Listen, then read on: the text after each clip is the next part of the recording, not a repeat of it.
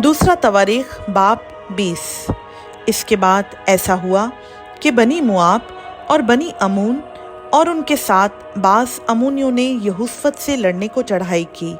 तब चंद लोगों ने आकर यहोशफत को खबर दी कि दरिया के पार अराम की तरफ से एक बड़ा अमवा तेरे मुकाबला को आ रहा है, और देख वो हसासून तमर में है जो ऐन जद्दी है।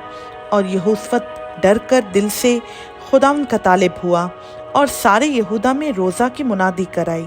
और बनी यहूदा खुदावंद से मदद मांगने को इकट्ठे हुए, बल्कि यहूदा के सब शहरों में से खुदावंद से मदद मांगने को आए।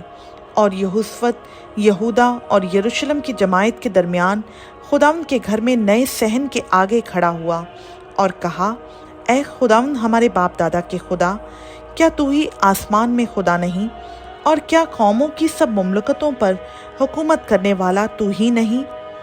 जोर और कुदरत तेरे हाथ में है, ऐसा कि कोई तेरा सामना नहीं कर सकता। ऐ हमारे खुदा, क्या तू ही ने इस सरजमीन के बाशिंदों को अपनी कौम इसराइल के आगे से निकाल कर इसे अपने दोस्त अब्राहम की नस्ल को हमेशा के लिए नहीं दिया? चुनाचा वो उसमें बस गए और उन्होंने तेरे नाम के लिए उसमें एक मक़दस बनाया है, और कहते हैं कि अगर कोई बला हम पर आ पड़े, जैसे तलवार या आफत या वबा या काल, तो हम इस घर के आगे और तेरे हुजूर खड़े होंगे, क्योंकि तेरा नाम इस घर में है। और हम अपनी मुसीबत में तुझसे फरियाद करेंगे और तू सुनेगा और बचा लेगा। सो अब देख, अमून और मुआब और कोहे शईर के लोग जिन पर तूने बनी इसराइल को जब वो मुल्क मिस्र से निकल कर आ रहे थे हमला करने ना दिया, बल्कि वो उनकी तरफ से मुड़ गए और उनको हलाक ना किया, देख वो हमको कैसा बदला देते हैं कि हमको तेरी मिरास से, जिसका तूने हमको मालिक बनाया है, निकालने को आ रहे हैं। ऐ हमारे खुदा, क्या तू उनकी अदालत नहीं करेगा? क्योंकि इस बड़े अमवा के मुकाबिल जो हम पर चढ़ा आता है, हम कुछ ताकत नहीं रखते, और ना हम ये जानते हैं कि क्या करें, बल्कि हमारी आंखें तुझ पर लगी हैं। और सारा यहूदा अपने बच्चों और बीवियों और लड़कों समेत खुदावंद के हुजूर खड़ा रहा। तब जमायत के बीच यहज़ीएल बिन सकरिया बिन बिनाया बिन ययेल बिन मतनिया, एक लावी पर जो बनी आसिफ में से था, खुदावंद की रूह नाजिल हुई, और वो कहने लगा, ऐ तमाम यहूदा और यरूशलेम के बाशिंदों, और ऐ बादशाह यहोशफत, तुम सब सुनो। खुदावंद तुमको यूं फरमाता है कि तुम इस बड़े अमवा की वजह से ना डरो और ना घबराओ, क्योंकि ये जंग तुम्हारी नहीं बल्कि खुदा की है। तुम कल उनका सामना करने को जाना।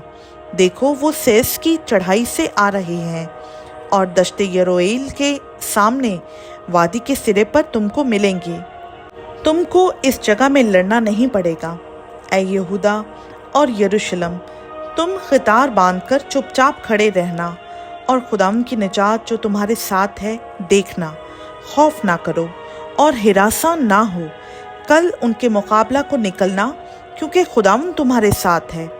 और यहोशफत सरनगू होकर ज़मीन तक झुका, और तमाम यहूदा और यरूशलेम के रहने वालों ने खुदावंद के आगे गिरकर उसको सजदा किया। और बनी के हाथ और बनी खौरा के लावी बुलंद आवाज़ से खुदावंद इसराइल के खुदा की हम्द करने को खड़े हो गए। और वो सुबह सवेरे उठकर दश्त तक़वा में निकल गए। और उनके चलते वक्त यहोशफत ने खड़े होकर कहा, ऐ यहूदा और यरूशलेम के बाशिंदों, मेरी सुनो। खुदावंद अपने खुदा पर ईमान रखो तो तुम कायम किए जाओगे। उसके नबियों का यकीन करो तो तुम कामयाब होगे। और जब उसने कौम से मशवरा कर लिया तो उन लोगों को मुकर्रर किया जो लश्कर के आगे आगे चलते हुए खुदावंद के लिए गाएं और हुस्न तक़द्दुस के साथ उसकी हम्द करें, और कहें कि खुदावंद की शुक्रगुजारी करो, क्योंकि उसकी रहमत अबद तक है। जब वो गाने और हम्द करने लगे तो खुदावंद ने बनी अमून और मुआब और कोहे शईर के बाशिंदों पर जो यहूदा पर चढ़े आ रहे थे कमीन वालों को बिठा दिया, सो वो मारे गए, क्योंकि बनी अमून और मुआब कोहे शईर के बाशिंदों के मुकाबला में खड़े हो गए कि उनको बिल्कुल तहतैक और हलाक करें। اور جب وہ شہر کے باشندوں کا خاتمہ کر چکے تو آپس میں ایک دوسرے کو ہلاک کرنے لگے۔ اور جب یہودا نے دیدبانوں کے برج پر جو بیابان میں تھا پہنچ کر اس اموا پر نظر کی تو کیا دیکھا کہ ان کی لاشیں زمین پر پڑی ہیں اور کوئی نہ بچا۔ جب یہوشفت اور اس کے لوگ ان کا مال لوٹنے آئے تو ان کو اس کثرت سے دولت اور لاشیں اور قیمتی جواہر جن کو انہوں نے اپنے لیے اتار لیا ملے کہ وہ ان کو لے جا بھی نہ سکے، اور مال غنیمت اتنا تھا کہ وہ 3 دن تک اس کے بٹورنے میں لگے رہے، اور چوتھے دن وہ براکا کی وادی میں اکٹھے ہوئے کیونکہ انہوں نے وہاں خداوند کو مبارک کہا، اس لیے کہ اس مقام کا نام آج تک براکا کی وادی ہے۔ تب وہ لوٹے، یعنی یہودا اور یروشلم کا ہر شخص، اور ان کے آگے آگے یہوشفت، تاکہ وہ خوشی خوشی یروشلم کو واپس جائیں، کیونکہ خداوند نے ان کو ان کے دشمنوں پر شادمان کیا تھا۔ سو وہ ستار اور بربت اور نرسنگے لیے یروشلم میں خداوند کے گھر میں آئے، اور خدا کا خوف ان ملکوں کی سب سلطنتوں پر چھا گیا جب انہوں نے سنا کہ اسرائیل کے دشمنوں سے خداوند نے لڑائی کی ہے۔ سو یہوشفت کی مملکت میں امن رہا، کیونکہ اس کے خدا نے اسے چاروں طرف امان بخشی۔ یہوشفت یہودا پر سلطنت کرتا رہا۔ جب وہ سلطنت کرنے لگا تو 35 برس کا تھا، اور اس نے یروشلم میں 25 برس سلطنت کی۔